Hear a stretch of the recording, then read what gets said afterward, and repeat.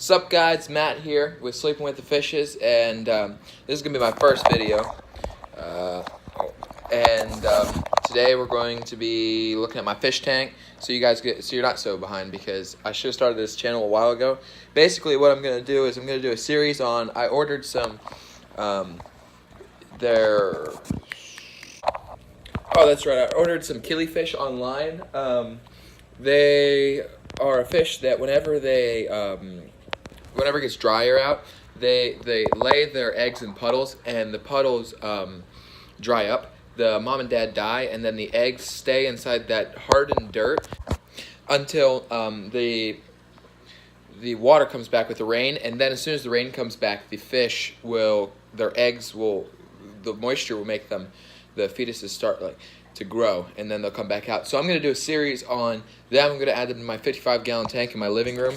Here's the tank, guys. It's 55-gallon. I got 2 mystery snails in here, a couple creek snails, some plants that I added. There's a cory cat. There's 3 tiger barbs, 1, 2, 3, 2 glass cats.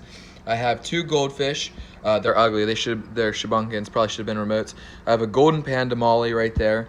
2 grommies. There's 1. Here's the other blue, neon blue grommie. I have a cory cat. I need to get more so that he doesn't get lonely. 3 mollies.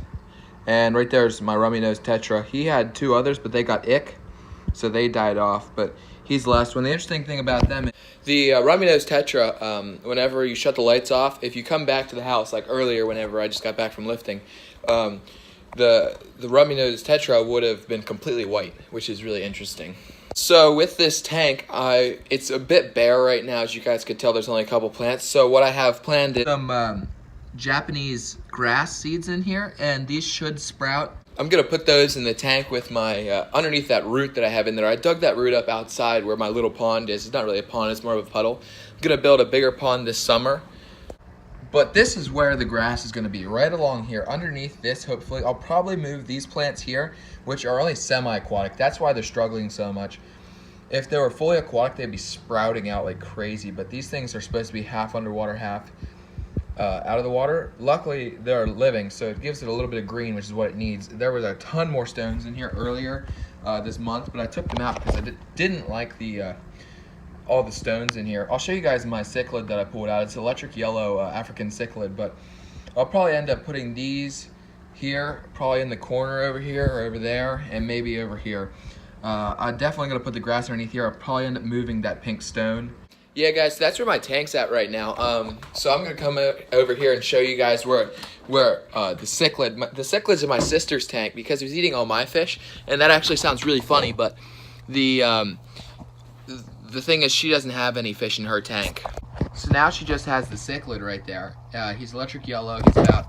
He's about as big as my thumb, I'd say, so about 2.5 inches maybe. For some reason, he's not eating his food, and I don't know. It's probably just because he's spooked right now from getting moved. He didn't like to move very much. I mean, he was in a Petco bag, he was acclimated and everything. And there's a slight difference in temperature between this tank and my tank.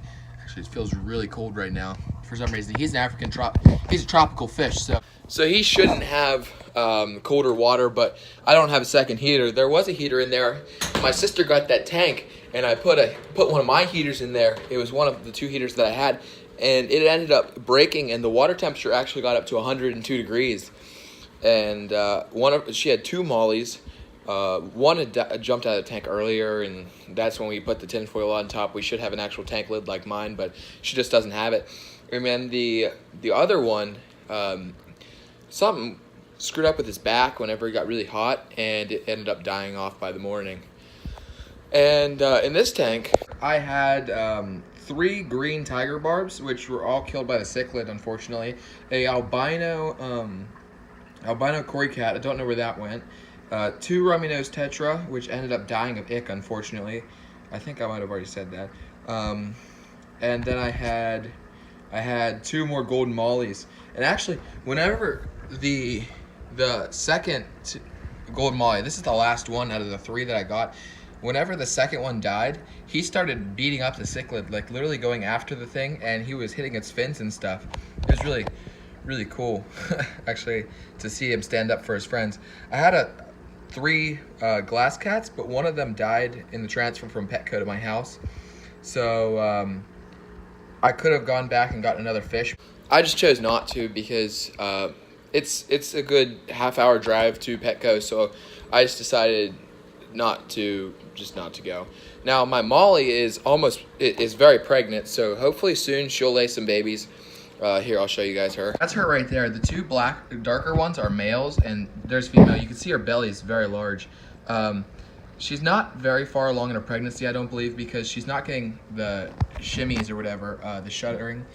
And also, she's not bedding down. She's still eating even more than the males are, which is probably a good thing for her babies. And you can see that blue tinge in her stomach. That's because the babies, I believe, they have that nice coloring. And then hopefully, whenever this one grows up, it'll have babies with those, and I'll have more golden panda mollies. But once she starts laying down, I'll end up putting her in this container right here in the water, and the babies will go through that slit but stay inside there so that they can't eat them, because they will eat their babies if their babies aren't big enough. And that's where my tank's at so far, guys. Thanks for watching the video, and I'll update you whenever I get those killifish. The killifish will be really cool, and I'm gonna grow them from their eggs in water to big enough to go in that tank where they won't get eaten.